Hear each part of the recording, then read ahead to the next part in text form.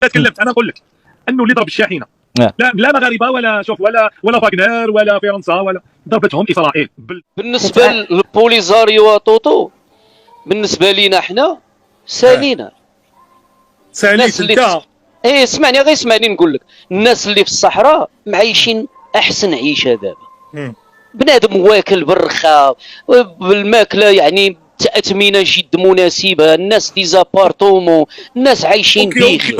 اوكي معليش انا نامنك، خليني نطرح عليكم انا اسئله. لا انا خليني غير السؤال ديالي لا عفاك ياسير خليني غير انا هذه ياسير انت ما سالتنيش، انت قلت لي الناس عايشه ما شاء الله. لا وهذاك شغلهم هذاك بلادهم هذيك. لا ياسير راه غنزل ياسير نقول لك واحد الحاجه، لا الموضوع غيدخل شي واحد يناقش معايا في المغرب انا ننزل نقول لك الزربه. غير بلاتي ما عندناش مشكل، حنا الموضوع غادي نحصروا في بوليزاريو والعلاقه ديالنا.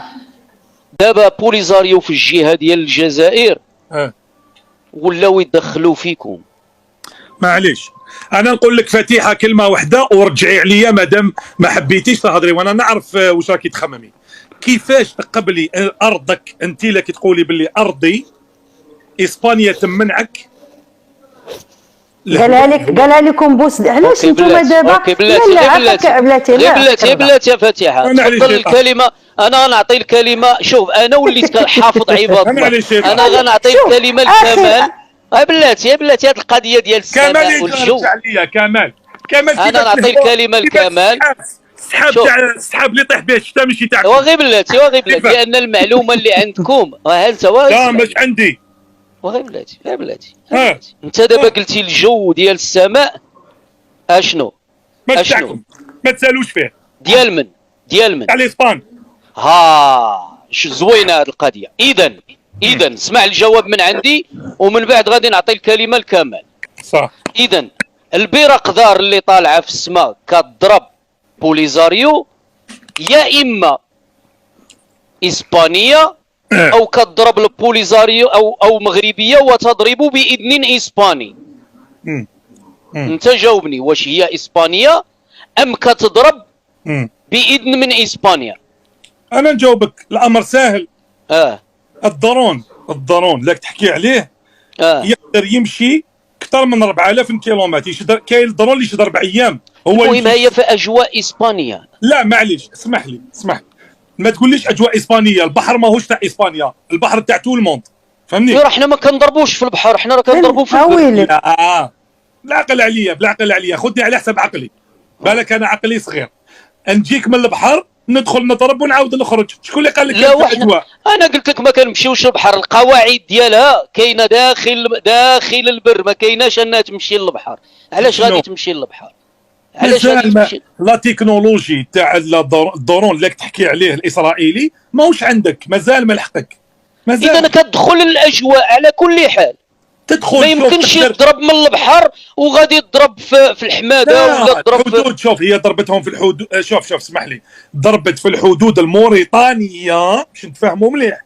الموريطانيه. قول هذا ياسير خويا طوطو، واش عندك فكره بالمنطقه ولا ما عندكش؟ يوميا شوف الدرون يوميا. واش عندك فكره على المنطقه علاش كتهضر ولا كتهضر على شي عالم اخر؟ واش كعارف علاش كتهضر المنطقه؟ ما فهمتش. هو يهضر لي على الدرون. الدرون فين كيضرب؟ الدرون فين كيضرب؟ قلتي الاجواء بلاتي باش نرجعوا للموضوع. بلاتي باش نرجعوا انت قلتي الاجواء الجنوبيه تسيطر عليها اسبانيا.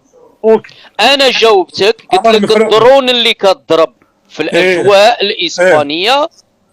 واش اسبانيا هي اللي كتضرب ولا هي درون مغربيه وكتاخذ الاذن من عند اسبانيا وكتضرب؟ يا اخي هاني نفهم فيك. الدرون اللي فاتت على موريطانيا وضربت الشاحنتين في التراب الحدود الموريطانيه الصحراويه، وين ضربوا الكاميون؟ وين شحال من عمليه؟ وغير بلاتي انت راه كتهضر على عمليه. صبر ياسير شتي ملي كان المنتخب كيلعب غير انا نقول له ياسير عارف بين ما عندك الطرح. غير بلاتي يا كمال انا غادي نعطيك، انا كنهضر غير في الهوامش، انت غتعطيه كيفاش. شتي ملي كان كيلعب المنتخب كل مباراه فيها الضرب ديال الدرون، ويوميا كضرب الدرونات طوطو، يوميا كضرب درون. ما سمعناش، احنا سمعنا وانت ما سمعتيش. انا كنقول لك يعني انا كنعطيك. انا تسمع 2 عمليات سمعنا بهم. السلام عليكم. عادي هذوك عادي. انا كنقول لك دائما الدرون دابا هما الشيط شمال جنوب غاديه جايه الدرون. اذا على حساب الطرح ديالك، على حسابك انت. اي على حسابي انا، على حسابي انا. لا سمعت بهم والعالم قاعد يسمع بهم، هما عمليتين دخلوا على موريتانيا ما جازوش على الصحراء. شو وغير مؤخرا هما السته ولا بغيتي نصيفط لك نسقسي كمال يا تفضل يا كمال. عطيه. وكمال ما تهربليش. البحر، الصيد البحري تمتلكه اوروبا، يعني دول اوروبيه، هو تاع اسبانيا، ولكن تملكه كاع الاوروبيين يجوا يصيدوا، صح ولا لا؟ ممنوع للمغاربه الصيد في هذاك البحر، صح ولا لا؟ واخا هذا نقول لك باش تعرف المعلومات، انت ما عرفتيش تسال وغادي نقول لك.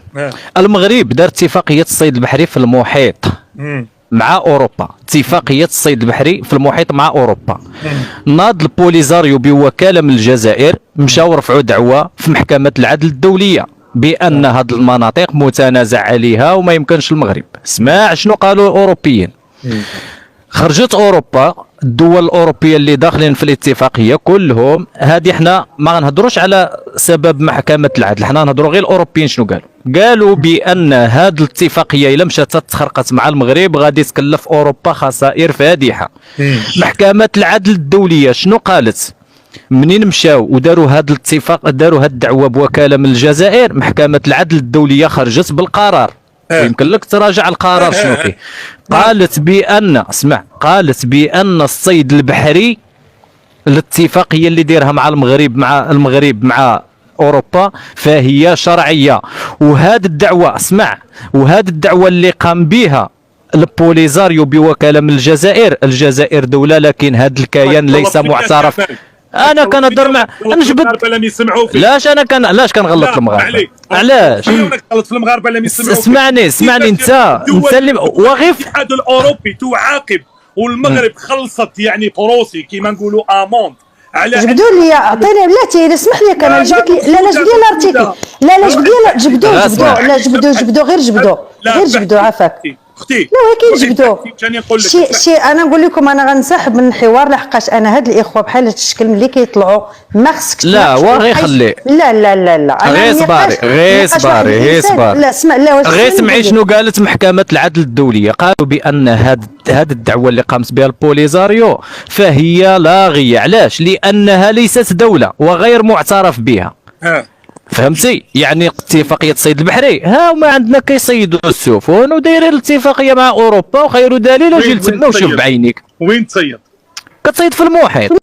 المحيط الالوي فين بغيتي يصيدوا؟ في المحيط الاطلسي كاين السفن كيصيدوا. واجي نزيدك حاجه. نزيدك حاجه غير اسمع انا نقول لك واحد الحاجه. اجي نقول لك اطوطو غير اسمع.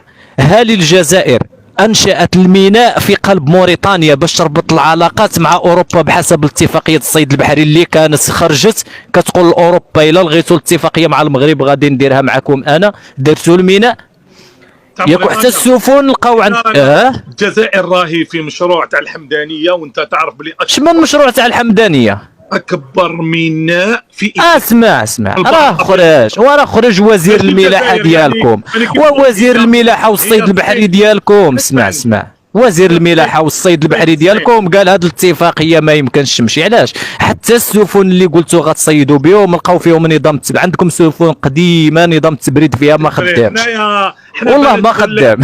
شغل زيمبابوي، الجزائر شغل زيمبابوي. ونزيدك حاجه اخرى على حسب المجال الجوي ديال اللي الصحراء المغربيه اللي كتكلم عليه. المغرب الملك محمد السادس في خطاب عيد العرش شنو قال؟ قال وإن المنظور الذي سيرى المغرب به حلفاءه هو عن طريق منظور الصحراء المغربية. يعني أي حالف غيقول لي أنا معك عن طريق الصحراء المغربية. يعني اسمع، ورفض ديك القضية أنا حقا في الحياد السلبي ولا في الحياد الإيجابي، أجي وطبق معايا ما كاينش الحياد. حتى موريتانيا كانت في الحياد السلبي للمغرب، ومنين خرج الملك بهذا الخطاب خرج اش كيقولوا له هذا الرئيس ديال ولد غزواني كيقول بأن الحياد ديالنا عمرو يكون سلبي على المغرب. خرجوا الجرائد كيكتبوها في موريتانيا. سمع ولد طوطو اخاي، ثم عندكم مشكل مع موريتانيا وعندكم مشكل مع الجزائر. فراسك يعني راكم فراسك باللي موريتانيا في مؤتمر مدريد فاش كانوا داروا مؤتمر حلف الناتو في مدريد عيطت اسبانيا لموريتانيا وحذرتها باش ما تدخلش المغرب مع موريتانيا كلها تاعنا كولايور صح ولا لا؟ لا اسمعني الريسوني اصلا بعد شكون هو؟ واش هو مسؤول حكومي؟ كومام رئيس هيئة علماء المسلمين كومام ما علاقته بالحكومة؟ ما عندوش علاقة ولكن مغربي وهضر على المغرب كيعبر على الرأي ديالو. نقول لك أنا كمغربي يعني نعم أنا كمغربي بحقي نتذكر النظرة. أنا عندي الريسوني ما خدمش الملك زاد طيح لا الملك. اسمعني لا اسمعني نقول لك وخليني كي قال الكلمة أن الملك في يعود يعيط للشعب ويجي يعاونه. كمال أنا غادي ننزل ياسين صبار اختي فاتحة والله تبقى يشوف اسمعي شوف لا ولكن هي سمعي احنا نعطيو غير على هذه المسألة هذه غادي تمشي ليك الجهة غير اسمع هي باش يفهم ولكن حنا غنطرحوا اسئله هو براسو خصو يجاوبهم. اسمع الاتفاقيه ديال المجال الجوي مع اسبانيا من الخيال ديالو فاش خرج الملك ديالو من تيجاوب. اسمع فاش خرج الملك المغربي اسمع فاش خرج الملك قال ان المنظور الذي سير المغرب حلفائه عن طريق الصحراء المغربيه. شنو داروا الدول؟ علاش خرجت ديك الاعلام الجزائري ديالكم قال باللي المغرب كيسرق الشمس ديال الجزائر؟ علاش؟ حيت ربط الاتفاقيه جات الانجليز ربطت الاتفاقيه في الحدود الجزائريه المغربيه قدام تندوف ديال الطاقه الشمسيه. فهمتي؟ يعني قالوا كتسرقوا. اسبانيا شنو دارت باش غدير واحد الاعتراف ضمني بالصحراء المغربيه؟ مشات ربطت اسمع بان الطيران الجوي دارت اتفاقيه مع المغرب فين؟ ماشي على حساب الصحراء، الاتفاقيه اسندت واتفقوا عليها في العيون. اي اتفاقيه كتفق شي دوله مع المغرب في العيون فهذا كيتسمى اعتراف ضمني بان الصحراء مغربيه. شنو دارت؟ قالت بان الطيران الجوي غادي يدوز مرورا من الصحراء المغربيه مرورا عن طريق جزر الكناري. واسمع علاش كتقاطعني؟ دير كاس افريقيا وروح دير ملعب في العيون، واحد ما يقبل لك ممنوع. ارض حتى الان مازالها في كيفاش ملعب يعني ما كاينش ملعب في العيون؟ واش كتقول واش هذا السيد اللي كتناقشوا انسان على ارض الواقع ولا مريض؟ واش هذا السيد ولا خويا توكو يعني ما كاينش ملعب في العيون؟ لا كاين ملعب صح. انت تجيب فريق كما نقولوا فريق زعما فرنسي ولا اسباني روح جبنا مارادونا لعب في العيون. مارادونا ديالي بلاتي على مارادونا بلاتي الريلي جبنا العالم فريق انترناسيونال. اسمعني دير فيه كاس افريقيا اسس فيه كاس افريقيا يا سيدي ولا كرة اليد كاس افريقيا ديال كرة اليد بلاتي يا فتيحة غير بلاتي يا فتيحة. دابا انت الا استضفتي كاس افريقيا كاس افريقيا غتديه لبشار ولا تيندوف؟ نديه راه جاو جايين تاع الثوره حيلعب رونالدو حيلعب في الثوره نورمال حيلعبوا فين يلعب في بشار وتيندوف تديهم يلعبوا او جايين يلعبوا كاس العرب هم جايين يلعبوا. دي منتخب عالمي انترناسيونال دولي البشار يلعب فيها. هذاك النصر السعودي راه جاي يلعب مع الثوره في بشار. يا اخي العزيز راني نحكي لك على ملعب يلعبوا فيه شغل لا كاف ولا لا فيفا يعني تطوريزيك تعطي لك هذاك الملعب. لا احنا ما كنعتمدوش على كنعتمدوا على الملاعب اللي عندنا كبيره دوليه انترناسيونال نلعبوا فيها. اما الصحراء عندنا فيها قنصليات ديال العالم كاينين في الصحراء، قنصليات العالم في الصحراء. السلام عليكم. قنصليات ياسر باش نرجعوا للموضوع ديالك انت. ها هي خيتي صحراويه. باش نرجعوا للموضوع ديالك انت قلتي بان الطيران المغربي هز ومشى في موريتانيا وضرب ديك السائقين ديال ديك الشاحنات 3 ياك واخا. شكون هي الدوله المسؤوله على الارهاب في الصحراء الافريقيه؟ شكون الدوله المسؤوله على الارهاب؟ الدوله اللي كتحارب الارهاب في الصحراء ديال افريقيا. فرنسا.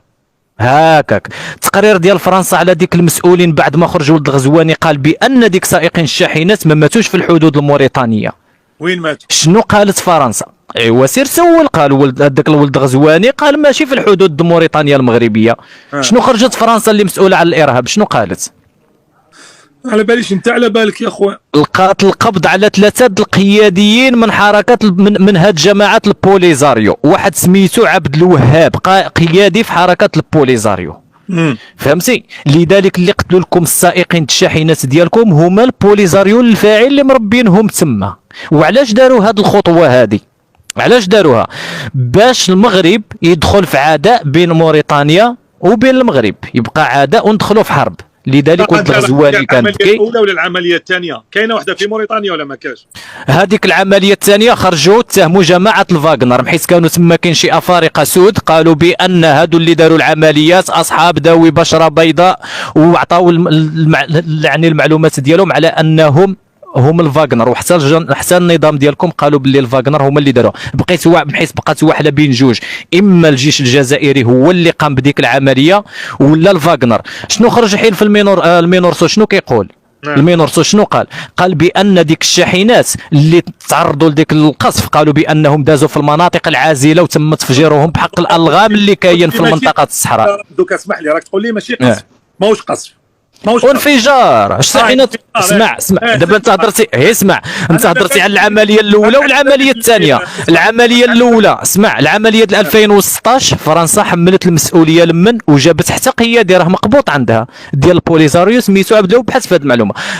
المرحله الثانيه الانفجار الثاني ديال ديك الشاحنات شنو قالوا؟ بانهم كانوا مهربين ديال التهريب. بعد اولا شاحنات ديال التهريب وقالوا ديال التهريب قالوا دازوا في المناطق العازله. سيمان رافدين السيمان والرمل.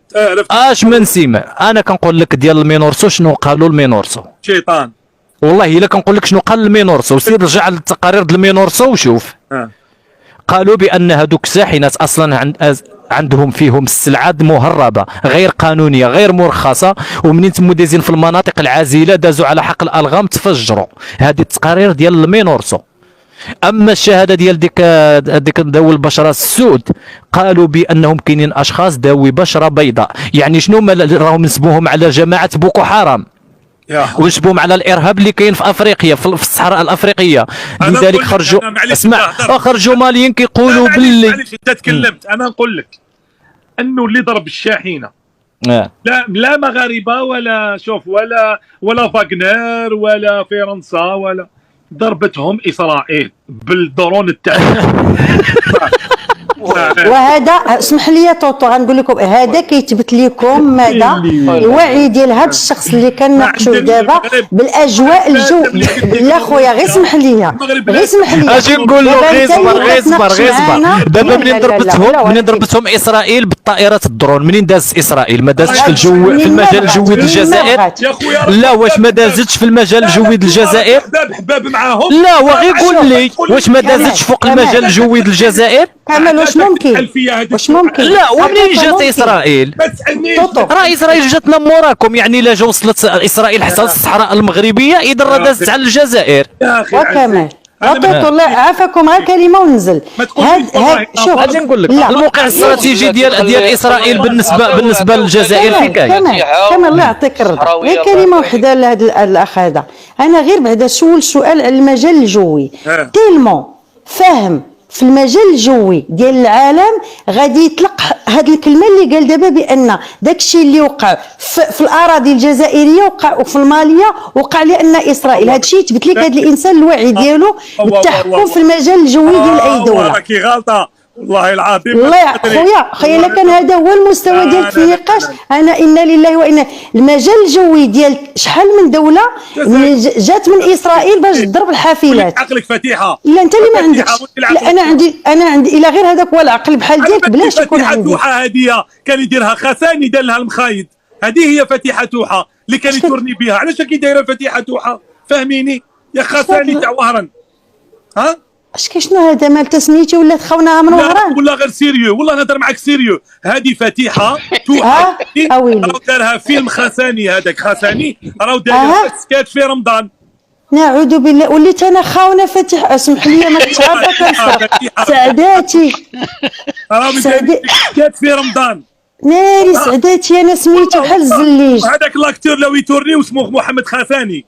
يا سعداء شكرا على المعلومه. ناري اللي دار الفوضاوي ياك تعترف ان هناك الفوضاوي وين فوضوي سعداتي تا انا سرقت شي حاجه من الجزائر. اسمع انا غير حاجه وحده نقول لك طوطو، انا نقول لك اول مره غنتفق مع طوطو. اسمع انا غنتفق معاك طوطو. اسمع ديك السائقين الشاحنات اسرائيل فاتحين معاها المجال الجوي، بيان سور راك فاتح لها كاع البيبان، ولكن راه غتجي من جهتك ما غتجيش من جهتي. ما تجيش من جهتي. ها هو دير روح يوم منين غتجي اسرائيل؟ منين تدخل اسرائيل للمغرب؟ قول لي كي غدير اسرائيل للمغرب؟ قول لي منين غدوز؟ عندك انت لاباس وراه غدوز فوق منك، غدوز فوق منك، ضروري غدوز فوق منك انت الاول. يا حبيبي كمال انت راك مد لها كازيرنا. اجي نقول لك واش دابا فلسطين واسرائيل جايين في المشرق ولا جايين في المغرب ديال الجزائر؟ المغرب فيها غير قول لي فيها تكانات. شوف شتي اسرائيل انا نقول لك منين غدوز، انا نقول لك منين غدوش. شتي المحيط الاطلسي ديالكم اش كيقولوا له البحر الابيض المتوسط ديالكم، البحر الابيض المتوسط ديالكم عرفتي منين غادي تدخل البحر الابيض المتوسط؟ يعني باش ما تخرقش المجال هذا الحدود ديال المياه بينكم وبين اسبانيا، غتزيد واحد 20 كيلومتر طول في البحر الابيض المتوسط وغتولي تدور واحد 90 درجه باش غتخرج في فلسطين. يعني حنا لا جات فلسطين لهنايا اسرائيل ما يروحوش ما والو لاباس بهم. وانا كنقول لك يا راه بغات تدخل ولا بغات تدخل غدوز على الجزائر اصاحبي. كمال والله العظيم الا عندك الخاطر والله ما كيعرفوا حتى فين كاينه فلسطين. ما يروحش لاسرائيل او قاعد طوطو ما تنزلوش المستوى النقاش. طوطو نزلتي النيفو بزاف طوطو. غير بلاتي لا ولا نزلتي النيفو بزاف يعني صاحبي. غير بلاتي يا كمال غير بلاتي. شوف طوطو مادام نتوما قوه ضاربه وعندكم لا تكنولوجي وعندكم كل شيء، هذا الشيء راه خصكم تثبتوه وخص تكون دعوه ضد المغرب بانه يوفر ملاذ لاسرائيل وتنطلق منها طائرات وكضرب. ايوا فينا هذا الشيء؟ فينا هو؟ ما عندكمش. فينا هو؟ شوف دابا هذا عيب وعار ان اسرائيل كتطلع في الاجواء. لا عادي. وغير اسمعني وخليني اعطيني لحظه ندوي، اعطيني شويه ندوي. انا من قبيله وكنبقى ساكت. بالمغرب وغير اسمعني اللي يشطح ويخبي اللحيه تاعو. يا اسمعني ما كاينش شي. وانتوما خصكم تبينوا اللحيه. خليني ندوي معاك. انتوما خصكم تبينوا مادام انتوما عندكم كاين واحد العداء ما بين المغرب والجزائر على صعيد الانظمه.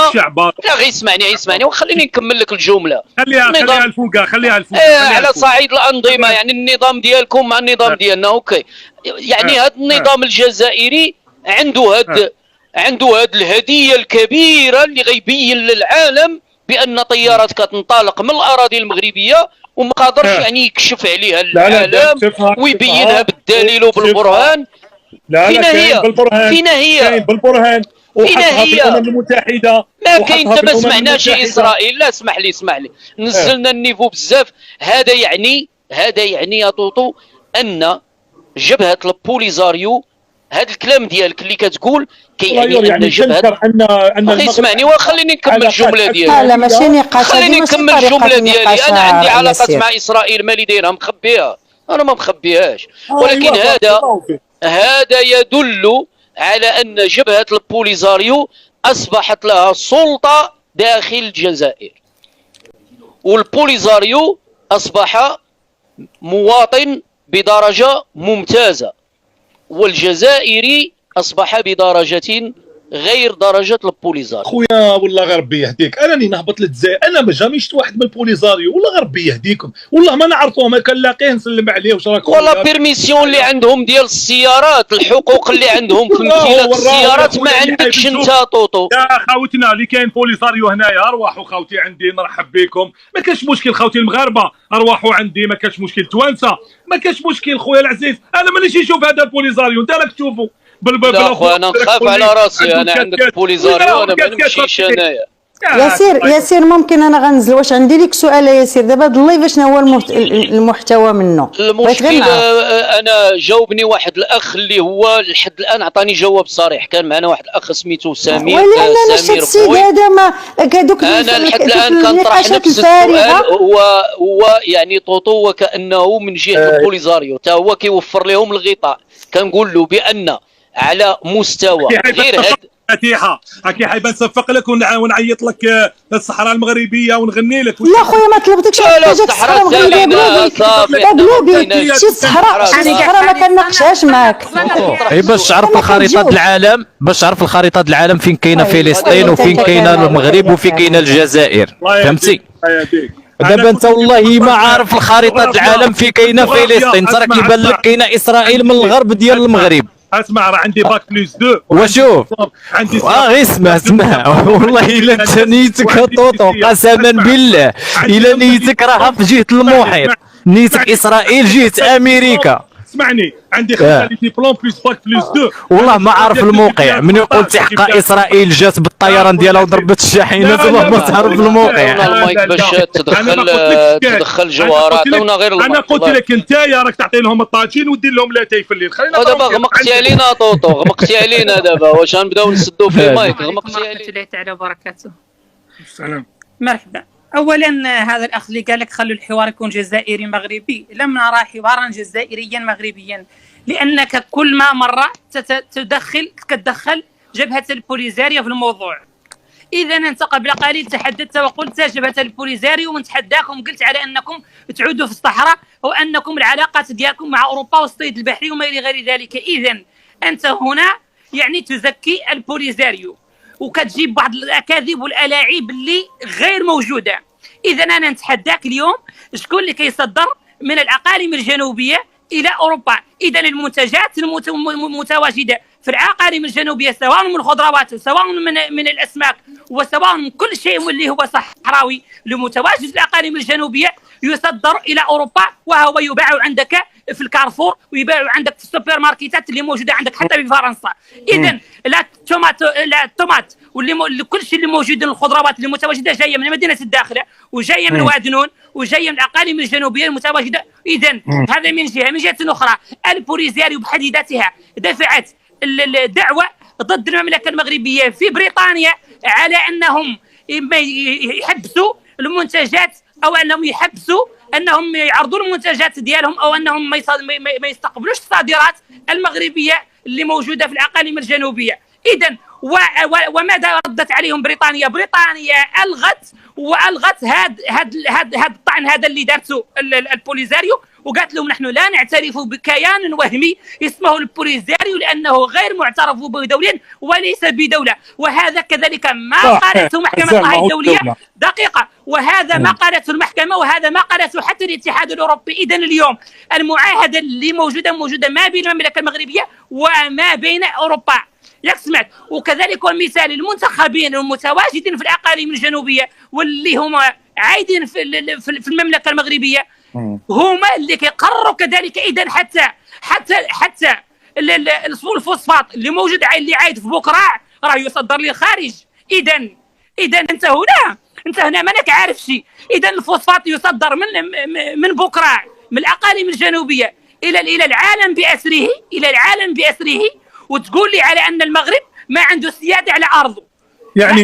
يعني انت فرحانه راهم يسرقوا لك ثروات تاعك؟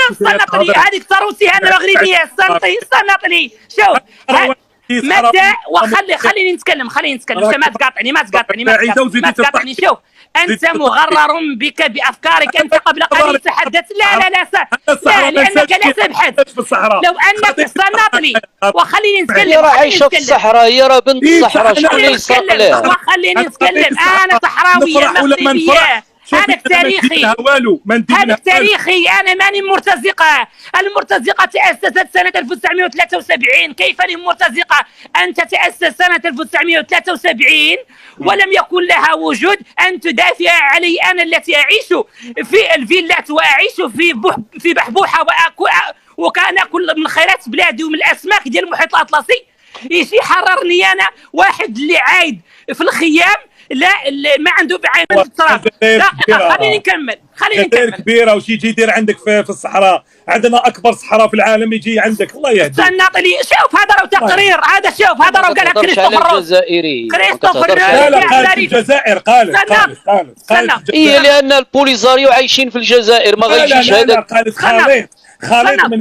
خالد من الجزائر وموري خالد سبحان الله. اللي في المخيمات هما خالد. البوليزاريو المتواجد اليوم في مخيمات تندوف ليسوا صحراويين، الصحراويين 2% فقط المتواجدين، ونحن نعرف أبناءنا المحتجزين في مخيمات تندوف. هذه واحدة. الثانية، ما هو دخلك أنت أو الجزائر في قضية الصحراء المغربية أو مشكلي أنا ماني مكلفتك أنت باش تدافع عني، أنا ماني مكلفتك. شكون أنت؟ الله يسهل عليك.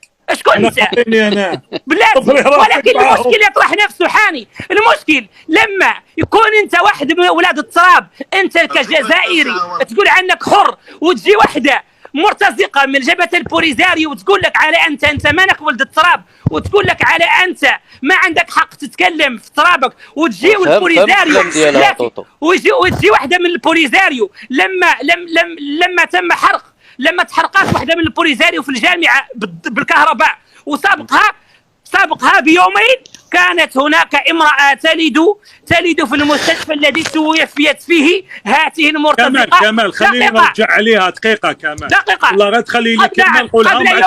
قبل يومين لما حرقت هذه من البوليزاريو اللي كانت في الجامعة في الحرم الجامعي، واحترقت بالكهرباء، وجابوها للمستشفى الذي توفيت فيه المرأة الجزائرية الحرة التي طبعا راحت ضحية الولادة، مشات تولد عندها توأمين، مشات تولد وماتت من جراء الإهمال، ودارت فيديو قبل أن تلد، فهمتني، قبل أن تلد، ولم يحرك أي جزائري ساكنا، ماتت مسكينة، لم تحرك أي جزائري ساكنا. ولكن لما حرقت واحدة من البوليزاريو كلها انتفضت وانتفضت، واصبحت الماريونيت الجيري كلهم كيجروا للجامعه، وجابوا لومبيلانس ودخلوها للوبيتال. الحمد لله حاجه مليحه بصح، حاجه مليحه مليح.